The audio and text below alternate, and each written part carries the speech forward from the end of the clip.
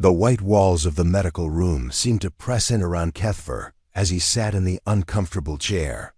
His blue skin had lost its usual shine, and dark marks covered his arms where the human weapons had burned him. His 4 eyes kept moving around the room, never staying in one place for too long. The chair creaked under his weight as he shifted nervously. Dr. Velthus sat across from him with a small recording device between them on the metal table. The doctor's purple tentacles moved slowly as he prepared his notes. This was not a normal meeting. Battle commanders of the Zephyrian Imperial Fleet did not usually ask for help from mind doctors. They were supposed to be strong, fearless leaders who could face any enemy, but Kethver was different now. Something had broken inside him during the war on the planet the humans called Earth. The other soldiers whispered about it in the halls. They said he would wake up screaming at night. They said he jumped at loud noises. They said he was afraid of his own shadow. "Begin when you are ready, Commander," Dr. Velthus said in a soft voice. His tentacles touched the recording device, and a small green light appeared. Kethver's claws scratched against the table as he gripped it tightly. His breathing was fast and shallow. When he spoke, his voice shook like a leaf in the wind. "We thought it would be easy," he began. "The report said the humans were nothing special. Just another primitive species that had barely learned to leave their own planet.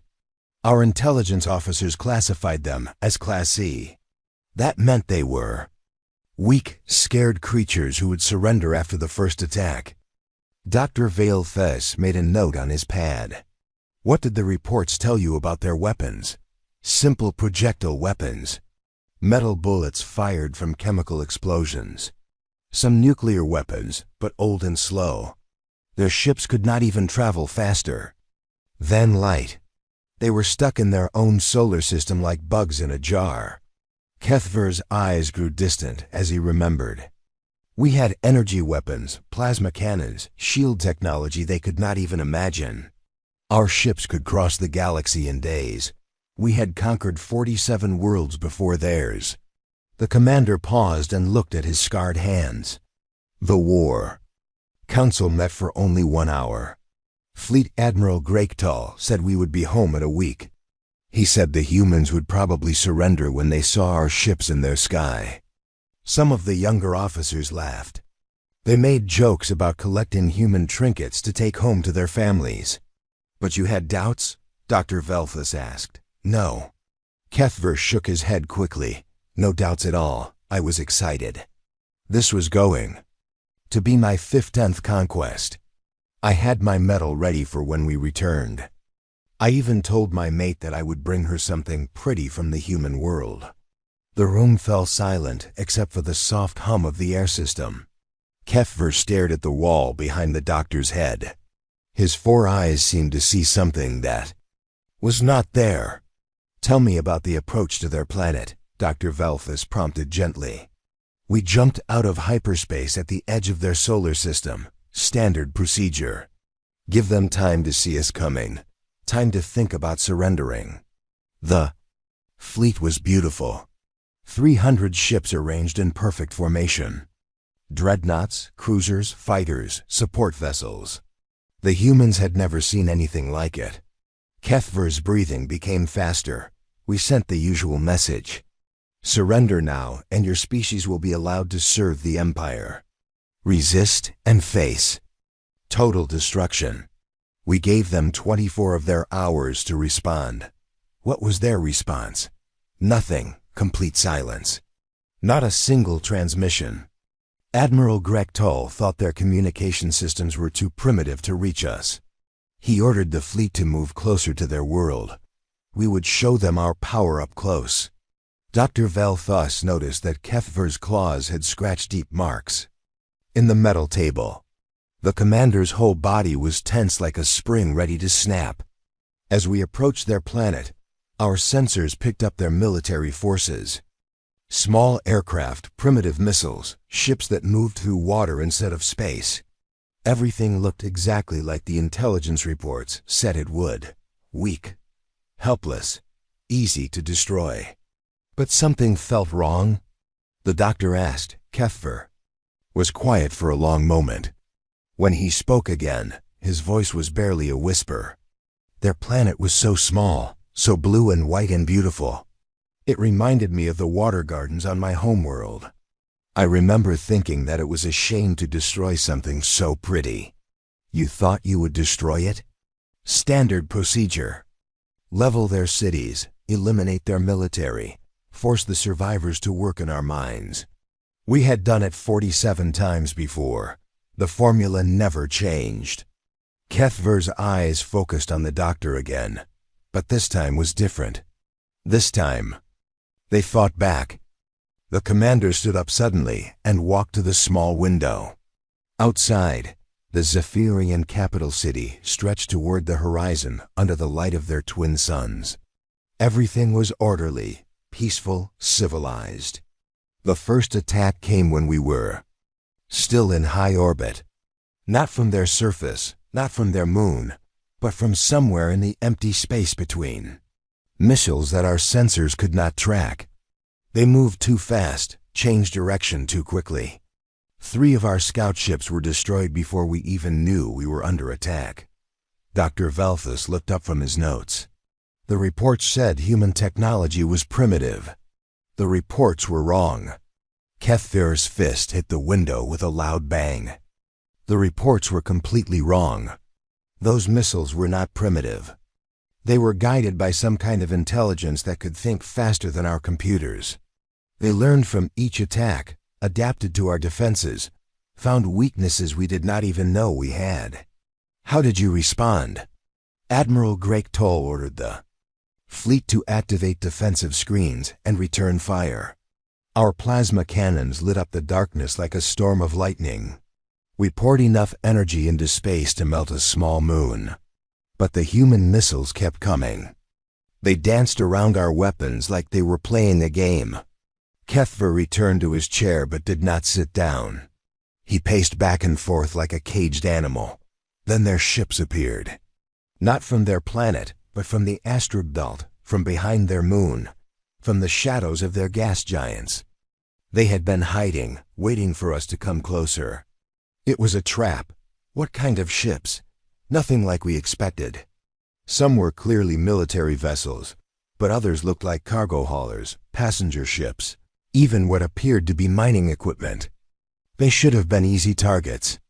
But they moved like fighters, struck like warships, and disappeared like ghosts.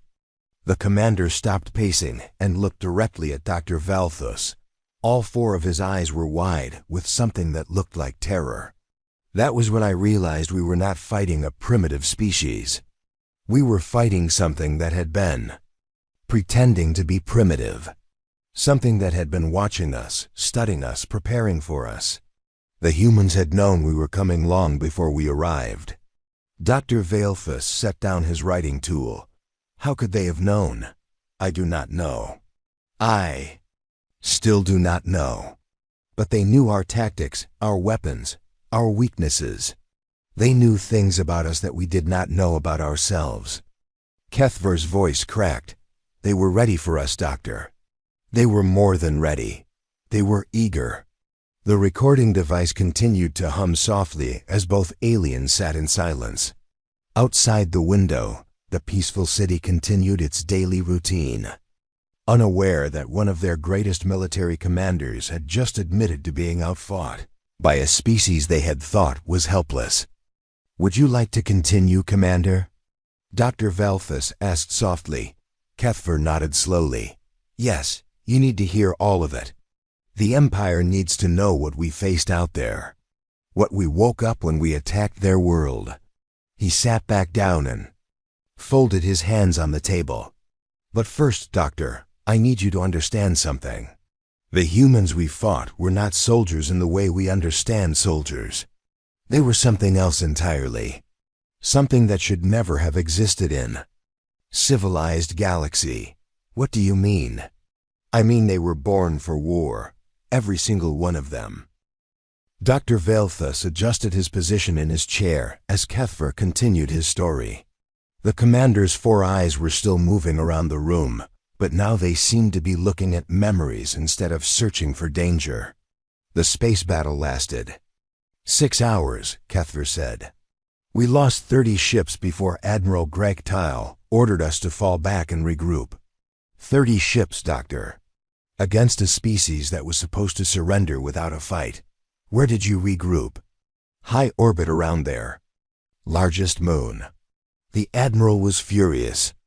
He kept screaming that the intelligence reports were wrong, that someone had lied to him about human capabilities. But I could see the fear in his eyes. We all could. Cuthver's claws scratched the table again. That night I could not sleep. I kept thinking about those human ships. The way they moved was wrong. Our ships are designed for efficiency, for maximum firepower and protection. But the human ships moved like they were alive. Like they were thinking. Dr. Velthus made another note. What was your next move? Ground assault. If we could not defeat them in space, we would land on their planet and crush their cities. The Admiral chose a target in what the humans called North America, a military base built into a mountain. Our sensors showed it was heavily defended but small, only a few hundred human soldiers. The commander stood and walked to the window again. His reflection in the glass looked tired and old. I was given command of the first wave, 500 of our best warriors, elite troops who had never lost a battle. We had energy weapons, powered armor, personal shields. Each one of my soldiers was worth 10 of theirs. How did the landing go? Perfect. Our dropships put us down exactly where we planned. The human base was built into solid rock, but our weapons could cut through stone like water. We surrounded the entire mountain in minutes. This was going to be easy. Kethver turned away from the window. The first human I saw was standing at the main entrance to their base. He was not running or hiding. He was just standing there, waiting. For us, a tall male with short brown hair and scars on his face. He wore their primitive camouflage uniform and carried one of their projectile weapons. Just one human? Just one. I thought he was a messenger, coming to surrender. My translator unit picked up his words when he spoke into a small communication device. He said, "This is Lieutenant Jake Morrison. The aliens are here. All units. Weapons free. Let's show them what Marines can do." Dr. Velthus noticed that Kethver's breathing had become faster again. The commander's hands were shaking slightly. Marines. That was the first time I heard that word. I did not know what it meant then. I wish I still did not know. What happened next? Morrison threw down his communication device and raised his weapon. One human against 500 Zephyrian warriors. I almost felt sorry for him. I ordered my troops to give him a chance to surrender. Kethver laughed, but it was not a happy sound. He laughed at us, actually laughed. Then he said something I will never forget. He said, "Come and take it." He challenged all of you. Not just challenged, he meant it. This one human, with his primitive weapon and no armor, was ready to fight. All of us. I thought he was insane. Now I know better. He was not insane. He was human. The commander sat back down and put his head in his hands. I gave the order to advance. My warriors moved forward in perfect formation, shields up, weapons ready. Morrison waited until we were 50 meters away. Then he opened fire. His weapon. Was that effective? No, his weapon was nothing special. Metal bullets that bounced off our shields like raindrops. But while he was shooting, other humans appeared. They came out of holes in the ground, from behind rocks, from inside the mountain itself. Dozens of them. They had been hiding, waiting for us to get close. Dr. Velthus stopped writing. An ambush? The first of many. But this was different from any ambush we had ever faced. These humans did not hit us and run away. They hit us and kept hitting us. They threw themselves at our lines like they did not care if they died. Kethver's voice became very quiet. I watched one of their soldiers, a young male they called Danny Walsh, charge straight at a group of my warriors. He was carrying some kind of explosive device. My soldiers hit him with plasma fire, but he kept running even as his body burned. He reached them and triggered his explosive. The blast destroyed 5 of my best troops. He killed himself to harm your soldiers? Yes, but that was not the worst part. The worst part was what happened next. Another human, a female named Lisa. Carter saw Walsh die. She screamed something about avenging him and ran straight at my command group. The commander's 4 eyes were wide with remembered terror. She was smaller than Walsh, much smaller. But when she reached us, she became something else, something terrible. She moved faster than our tracking systems could follow. Her knife went through our armor like it was made of paper. A knife? Against energy weapons? She was too fast, too close. Our weapons are designed for long-range combat. When she got inside our formation, we could not shoot without hitting each other. And she knew this. Somehow she knew this. Dr. Velthus set down his writing tool. How did she know your tactics? I do not know. But she fought like she had studied us for years. Every move she made was designed to counter our strengths and exploit our weaknesses. In less than 2 minutes, she had killed 3 of my warriors and wounded 4 others. Kethver stood and began pacing again. Then Morrison called for something. Called close air support. Human aircraft appeared from nowhere and began attacking my troops with guided missiles. But these were not normal missiles. They could change targets in flight, avoid our defensive fire, even follow our soldiers when they tried to retreat. How many casualties did you take? 47 dead, 63 wounded. Against less than 100 humans. We had energy weapons, armor, shields, and numerical superiority. They had primitive projectiles and metal knives, but they won. The room was silent for a long moment. Dr. Velthus could hardly believe what he was hearing. The Zephyrian military had never lost a ground engagement. They were the finest warriors in the galaxy. What did you do? I called for retreat. For the first time in my career, I ordered my troops to fall back. The humans let us go. They could have followed us, could have finished us off. But they did not. Morrison stood at the entrance to their base and watched us leave. He was covered in blood, some of it his own, but he was still standing. Kethver stopped pacing and looked directly at the doctor. As we lifted off, I heard him talking to his surviving soldiers.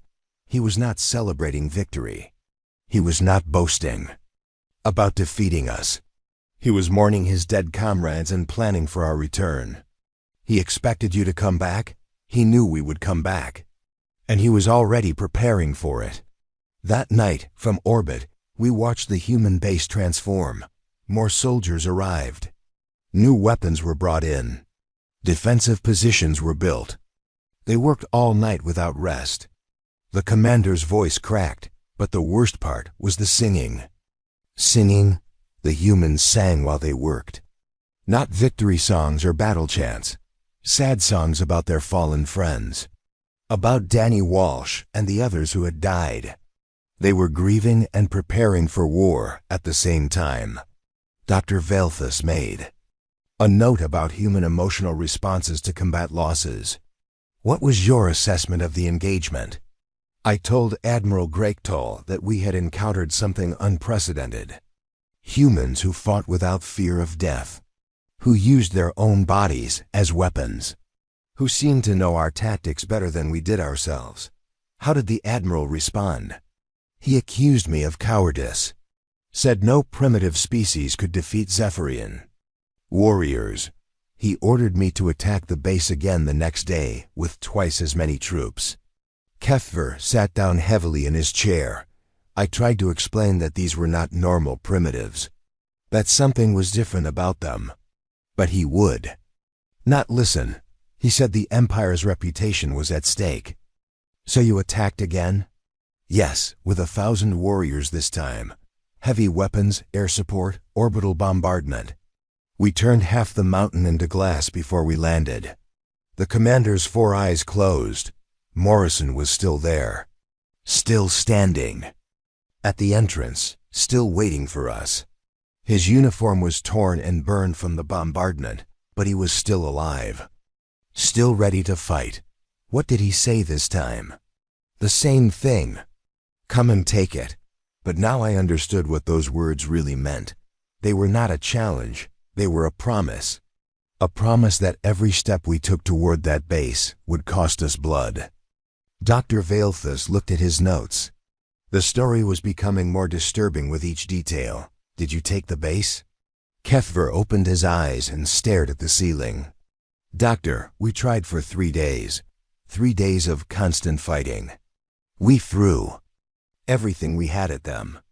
But for every human we killed, they seemed to become stronger, more determined, more dangerous. How is that possible? I do not know.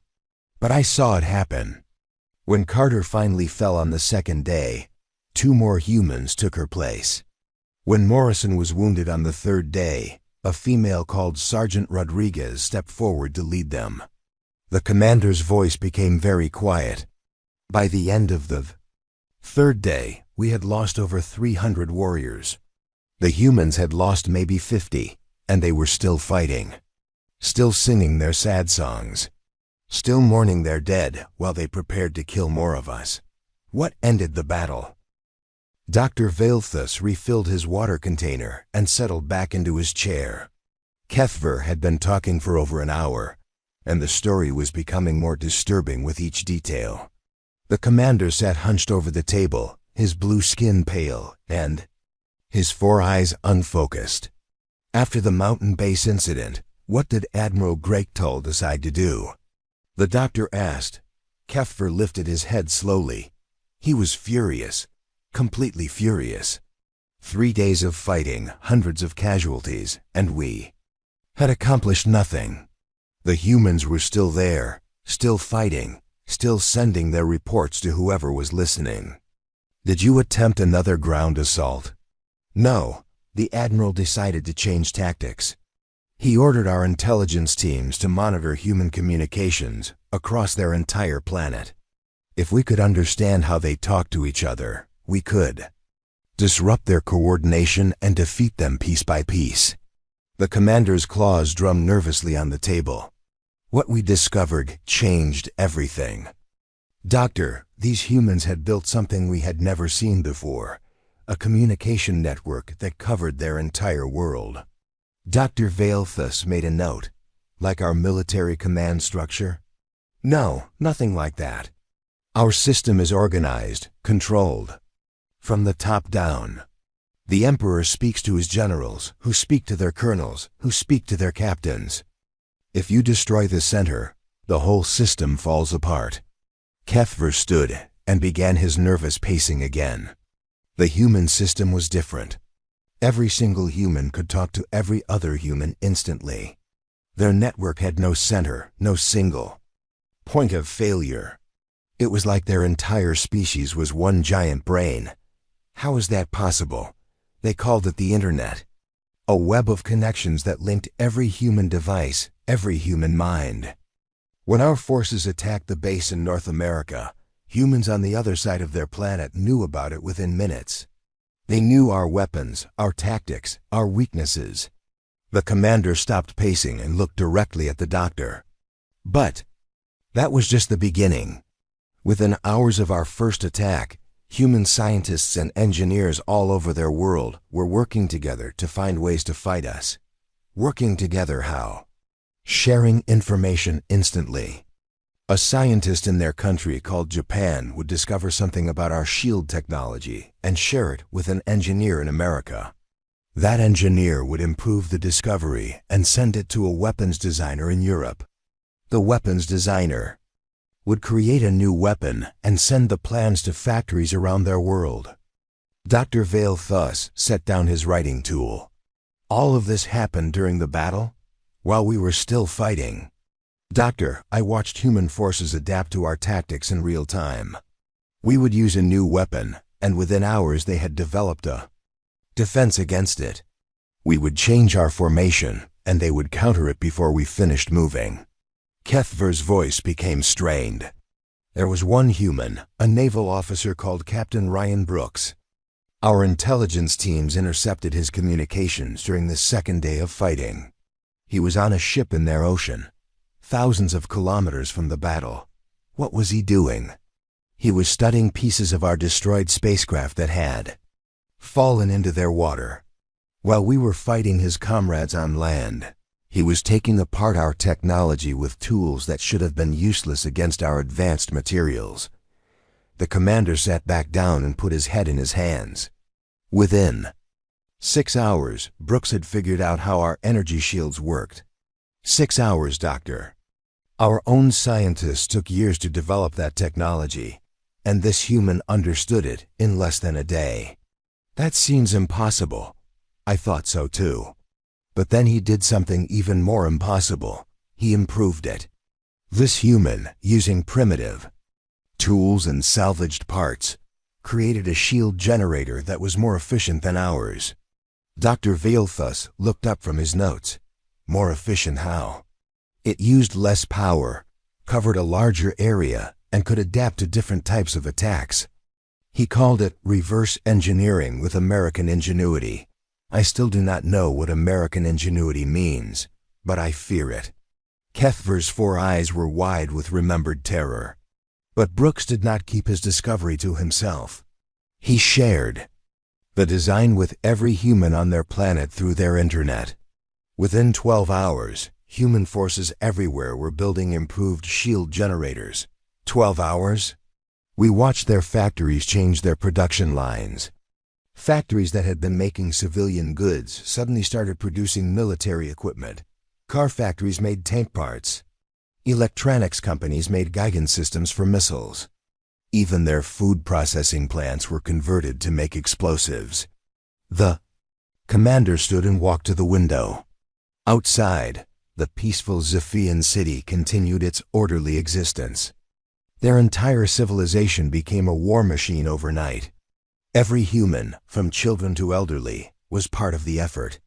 They called it total war. Double quotes. Dr. Valthus made several quick notes. How did they coordinate such a massive effort? Through their network. They had something they called social media, where millions of humans could share information instantly. When Brooks published his shield design, it was seen by every human scientist within minutes. When a factory in China developed a new anti-aircraft weapon, the plans were in American hands before the first prototype was finished. Cuthbert turned from the window. But the most terrifying part was how they shared tactical information. Every human soldier who fought us sent reports through their network. Our strengths, our weaknesses, our battle plans, everything was shared instantly with every other human force. They created a collective intelligence. Exactly. We were not fighting individual human armies. We were fighting the combined knowledge and experience of their entire species. Every mistake we made was learned from. Every tactic we used was countered. Every weapon we deployed was studied and defeated. The commander's voice cracked. There was a human woman, Dr. Amanda Foster, who worked at one of their research facilities. She had never seen combat, never held a weapon, but she was connected to soldiers on the front lines through their network. What did she do? She analyzed the reports from every battle in real time. She identified patterns in our behavior, weaknesses in our equipment, flaws in our strategies. Then she shared her analysis with human military commanders across their planet. Cuthbert sat down heavily. Foster's work led to the development of what they called smart ammunition, bullets and missiles that could learn from each shot, that became more accurate the more they were used against us. Learning ammunition? Each projectile contained a small computer that communicated with all the others. When one bullet missed its target, it would analyze why and share that information. The next bullet would adjust accordingly.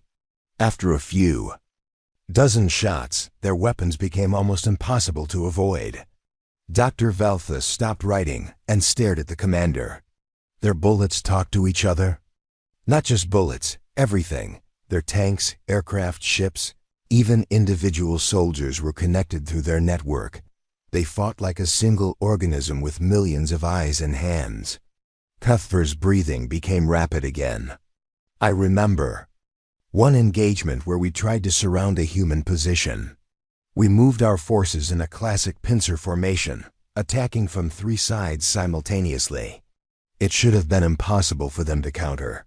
What happened? They knew we were coming. Before we moved, their network had analyzed our radio transmissions, predicted our strategy, and prepared countermeasures. When we attacked, we found empty positions and booby traps. The commander's claws scratched deep grooves in the table. The real human forces had repositioned during the night. They hit us from behind while we were attacking empty ground. We lost 200 warriors in 20 minutes. How did they predict your movements so accurately? A human called Colonel Steve Martinez had created what they called predictive algorithms, computer programs that could analyze our past behavior and guess our future actions. The more we fought, the better these programs became at predicting us. Dr. Valthus made more notes, so their network was learning from every encounter, learning and adapting faster than we could change.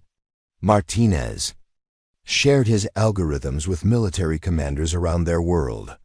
Soon, every human force could predict our tactics before we used them. Cuthbert stood and began pacing in small circles. But the worst part was their industrial capacity. We had destroyed their major cities, their ports, their power plants. By all logic, their war production should have collapsed. But it didn't.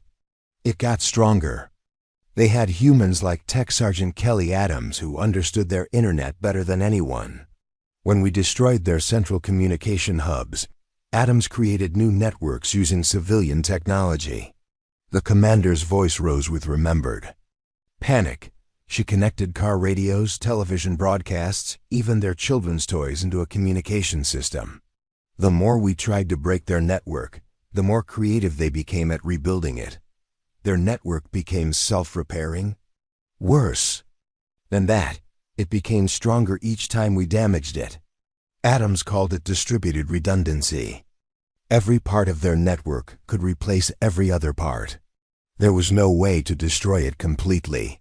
Cuthbert stopped pacing and gripped the back of his chair. Within a week of our first attack, human factories that had been destroyed were rebuilt and producing twice as many weapons. Transportation networks we had bombed were replaced with new routes that were harder to target.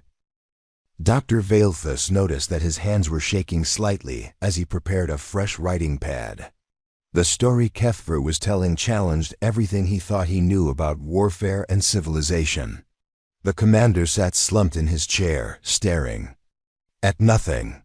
"Tell me about the orbital bombardment," Dr. Valthus said softly. Cuthbert's 4 eyes slowly focused on the doctor. It began at dawn on their planet. Admiral Greg Toll ordered every ship in our fleet to target human population centers. We had enough firepower to crack continents, to boil their oceans, to strip away their atmosphere. What was the human response? Nothing at first. Their cities went silent. No communications, no movement, no signs of life. We thought they had given up, that the sight of our fleet preparing to destroy them had finally broken their spirit. The commander's claws scratched the table. We were wrong. They were not giving up. They were preparing. Dr. Valthus made a note. Preparing how? The bombardment began with their military targets. We destroyed their air bases, their naval ports, their missile silos.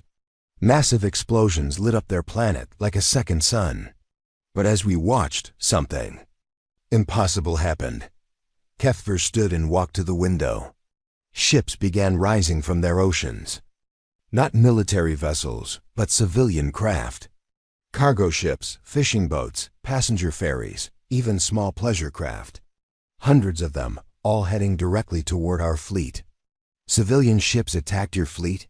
They did not attack. They charged. These vessels had no weapons that could harm us, no shields that could protect them. They should have been destroyed instantly by our defensive systems. The commander's voice became strained. But they kept coming. Ship after ship, charging straight at us while we destroyed them. It made no sense. It was like watching insects throw themselves at fire. Dr. Velthus looked up from his notes. What was their purpose? I did not understand at first. But then our sensors detected massive energy buildups inside the human vessels. They had filled their ships with explosives, with nuclear weapons, with anything that could cause damage. Kethver's breathing became rapid. They were turning their entire civilian fleet into bombs. And they were piloting them personally. Human crews stayed aboard those ships, knowing they would die, just to get close enough to hurt us. Suicide. Attacks? Worse than that. These were not desperate last stands. These attacks were coordinated, planned, strategic. Each ship targeted a specific weakness in our formation. They had studied our defensive patterns and found ways to exploit them. The commander sat back down heavily. There was one human, a naval commander called Nick Patterson. He was piloting what they called a tugboat, a small vessel designed to push larger ships around their harbors. What made him significant? Patterson had loaded his tugboat with every nuclear weapon he could find. As he approached our flagship, he sent a message on all frequencies. He said, "Tell your emperor that humanity sends its regards." Then he rammed our dreadnought at full speed. Dr. Velthus stopped writing. The impact destroyed your flagship? The impact was nothing. His little ship should have been vaporized against our shields. But Patterson had timed his attack perfectly. He struck just as our main guns were firing at his planet. For a split second, our shields were down to allow the energy beam to pass through. Kethver's 4 eyes were wide with remembered terror. Patterson's nuclear payload detonated inside our shield perimeter. The explosion destroyed the flagship, damaged 6 other vessels, and killed Admiral Greg Tal and half the fleet command staff. One small ship destroyed your flagship. One human who was willing to die to protect his species. But Patterson was not alone. All across the battle zone, human pilots were making similar attacks. They called it the Battle of New York Harbor, and they were singing while they died. The commander's voice cracked. "Doctor, they were singing. Battle songs, patriotic hymns, even children's lullabies. As they flew to their deaths, they sang to each other over their communication networks." Dr. Velthus made several quick notes. "How many ships did you lose?" 43 vessels destroyed, 31 damaged beyond repair. Almost half our fleet, eliminated by civilian craft piloted by humans who threw their lives away like they meant nothing. Kethver stood and began pacing again. But that was just the beginning. While the space battle raged, human ground forces were mounting attacks on our scattered landing parties. These were not the organized military units we had fought before. What kind of forces? Civilians, office workers, teachers, shop owners, children barely old enough to hold weapons. They had no training, no military equipment, no chance of victory. But they attacked anyway. The commander's claws dug deep grooves in the metal table. There was a human installation built into a mountain, a place they called Norad. We had bombed it repeatedly, but the humans inside refused to surrender. How long did they hold out? 6 days. 6 days against constant bombardment, with no resupply, no reinforcement, no hope of rescue. The commander was a female called Colonel Beth Harrison. She had maybe 200 soldiers against thousands. Of our troops. Double quotes. Dr. Velthus looked up. What made this battle different? Harrison and her people never stopped fighting. But more than that, they never stopped laughing. Doctor, even as our weapons tore their mountain apart, even as their friends died around them, these humans were making jokes. Kethver's voice became quiet with wonder. I monitored their communications during the siege. Between battle reports and casualty updates, they shared stories about their families, jokes about our appearance, even recipes for their native foods. They maintained morale through humor, more than morale. They maintained their humanity. Harrison's final transmission, broadcast on all frequencies as her position was overrun, was not a plea for help or a curse against us. She said, "This is NORD base. We are still here. We are still human. And we remember everything." The commander sat down and put his head in his hands. "We remember everything." "Those words haunt me, Doctor. What did they mean?" Dr. Valthus made a note about human psychological warfare. What happened after NORAD fell? The humans stopped playing defense. Up until that point, they had been reacting to our attacks, trying to protect their cities and people. But something changed after Harrison's death. Changed how? They became predators. Human forces began hunting our scattered units using tactics we had never seen before. They would appear from nowhere, strike with devastating force, then vanish before we could respond. Kethver's 4 eyes darted around the room. There was a human admiral, Tony Rodriguez, who commanded their Pacific Fleet. What remained of it after our bombardment? Maybe 50 ships against our 200. Another impossible battle? Rodriguez did something that still makes no sense to me. Instead of fighting us ship to ship, he ordered his entire fleet to retreat to the center of their Pacific Ocean. We followed, thinking he was trying to escape. The commander's breathing became labored. When we reached the middle of the ocean, Rodriguez sent us a message. He said, "You want to see what humans do when they have nothing left to lose? Watch this." What did he do? He detonated every nuclear weapon his civilization had placed in the Pacific Ocean. Not just the weapons on his ships, but warheads they had positioned on the seafloor, in underwater bases, even in their submarine fleet. Dr. Valthus stopped. Writing entirely, he destroyed his own ocean? He turned the entire Pacific into a nuclear explosion. The electromagnetic pulse disabled every ship in our fleet within 1,000 kilometers. Our shields failed, our weapons went dead, our engines stopped working. Kethver's voice rose with panic. Rodriguez's ships were destroyed too. Every human in the Pacific Fleet died in that explosion, but they had prepared for this. Their ships were shielded against electromagnetic effects. As our vessels fell helpless into their ocean, human submarines rose from the depths and began destroying us. They sacrificed their fleet to disable yours. They sacrificed more than their fleet. That explosion poisoned their ocean for generations, made vast areas of their planet uninhabitable. Rodriguez knew this would happen, and he did it anyway. The commander stood and walked to the window. But the worst part was what Rodriguez said as he died. His final transmission, sent as the nuclear fire consumed his ship, was a message to other human commanders around the world. What did he say? Saud, Pacific Fleet mission accomplished. Ocean is denied to the enemy. Good hunting to all remaining human forces. Remember us when you reach their homeworld. Dr. Valthus set down his writing tool. Their homeworld? He was already planning to attack your planet.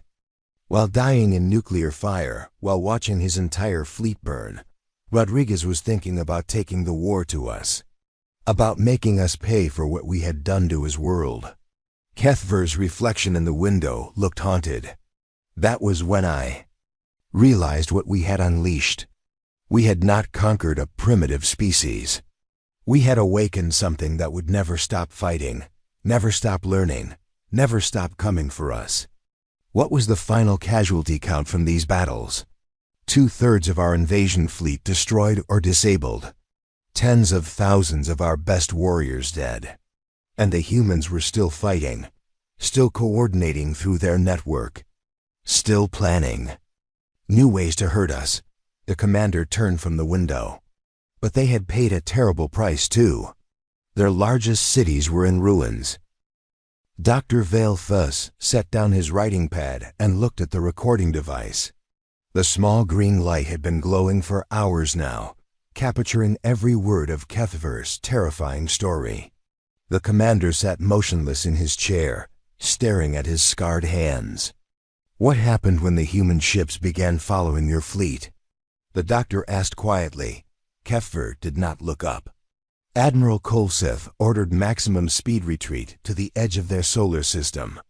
He thought we could outrun them, that their primitive ships would not be able to keep up with our advanced technology.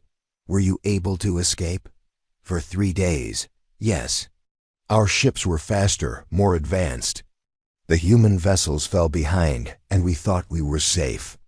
But on the 4th day, something happened that changed everything. The commander finally raised his 4 eyes to meet the doctor's gaze. The human ships disappeared from our sensors. All of them. One moment they were there, struggling to keep up with our fleet.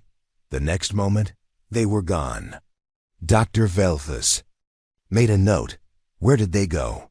We did not know. Admiral Kolseth thought they had given up, that their ships had broken down or run out of fuel. He ordered our fleet to slow down and begin repairs to the damaged vessels.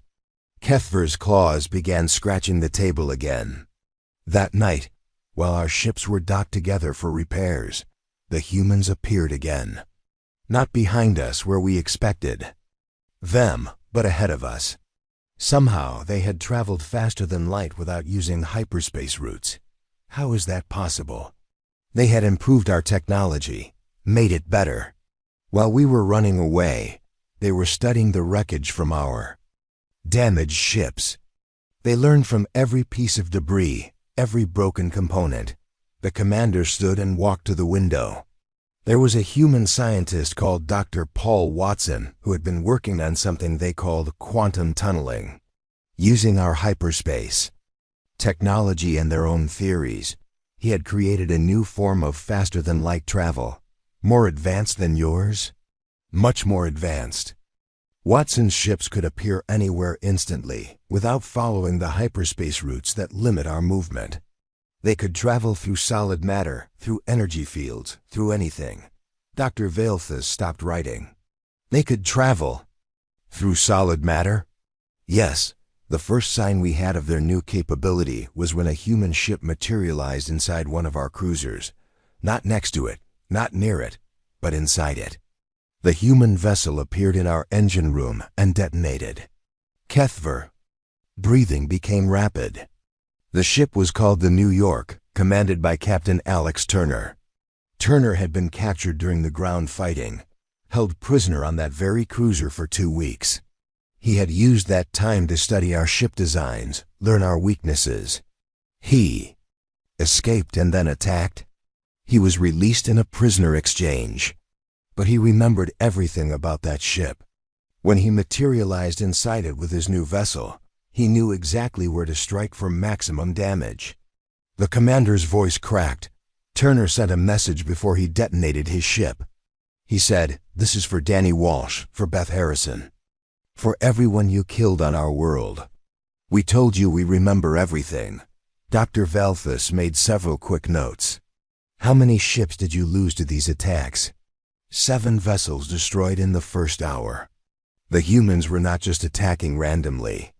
They had identified our most important ships, our command vessels, our supply transports. Each attack was precise, planned, devastating. Keffer sat back down and put his head in his hands. But the attack stopped as suddenly as they had begun. The human ships withdrew to a safe distance and sent us a communication. What did they say? The message came from a human female called Lieutenant Megan Clark. She had also been a prisoner, held on our flagship for 3 days before the exchange. Her voice was calm, professional, terrifying. The commander looked up at the doctor. Clark said, "Attention Zephyrian Fleet. You are now experiencing a small demonstration of human capabilities. We could destroy your entire fleet within minutes. Instead, we offer you a choice." What choice? Immediate withdrawal from human space and a promise never to return. In exchange, they would allow our surviving ships to leave unharmed. Dr. Velthus set down his writing tool. Admiral Kolseth accepted.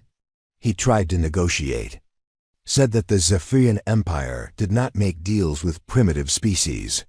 That we would fight to the last ship rather than surrender to humans. Cuthbert's 4 eyes closed. Clark's response was simple. She said, "Very well. But remember, you chose this." Then 30 more human ships appeared throughout our fleet formation and began destroying us systematically. 30 ships against your entire fleet? 30 ships that could appear anywhere, anytime without warning. Our weapons could not target them because they moved through dimensions we could not detect. Our shields could not stop them because they attacked from inside our defenses. The commander's voice became very quiet. In 20 minutes, we lost 60% of our remaining ships. The humans were not just destroying us. They were demonstrating their complete superiority. What ended the battle? Admiral Kolseth sent an unconditional surrender. Complete withdrawal from human space, immediate cessation of all hostile activities, and a promise never to return. Dr. Veilthus looked at his extensive notes. The humans accepted? They did. But Clark sent one final message that still haunts me. She said, "Your surrender is accepted. But understand this, we now know where you come from. We know about your empire, your other conquered worlds, your entire civilization." Cuthbert opened his eyes and stared at the ceiling. She said, "We are giving you one chance to leave our space and never return. If any Zephyrian ship ever approaches Earth again, we will not just defend ourselves. We will come for your homeworld. A direct threat against the Empire. More than a threat, a promise." Clark's final words were, "We are humanity. We remember everything. And we never forgive those who hurt our family." The commander stood and walked to the window one last time. As our ships limped away from human space, I watched their vessels on our sensors. They were not pursuing us anymore. They were doing something much worse. What were they doing? Building. Doctor, while we retreated in defeat, the humans were constructing massive space stations around their damaged planet. Shipyards, defense platforms, research facilities. They were preparing for war on a scale we had never imagined. Dr. Veilthus made a final note. "What was your assessment when you returned home?" I requested an immediate audience with the High Command. I told them everything. The human network, their adaptation capabilities, their willingness to sacrifice anything to protect their species. Cuthbert's reflection in the window looked broken.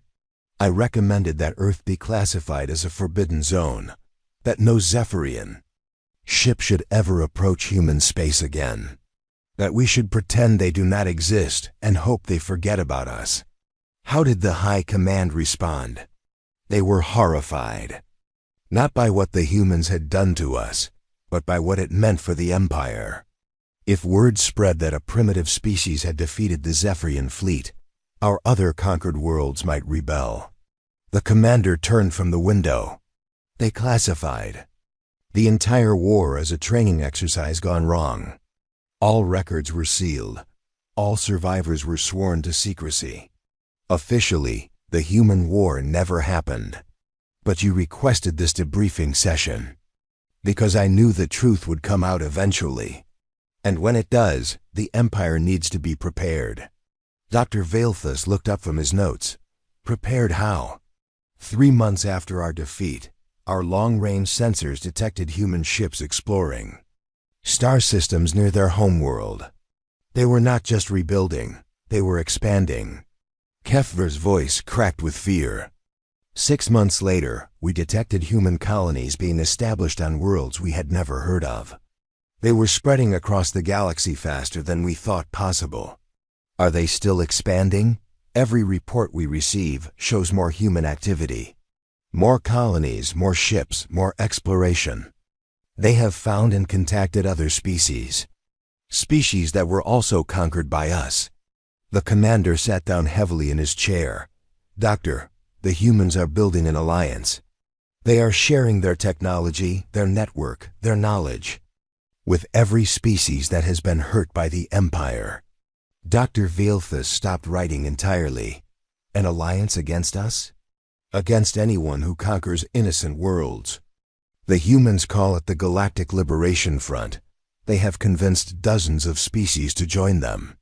Kethver's 4 eyes were wide with terror. But the worst part is what our intelligence teams discovered last week. The humans have not forgotten. U.S. They remember every ship, every weapon, every tactic we used against them. What do you mean? They are coming, Doctor. Human fleets are moving through the galaxy, liberating worlds we conquered, destroying our outposts, hunting down our ships.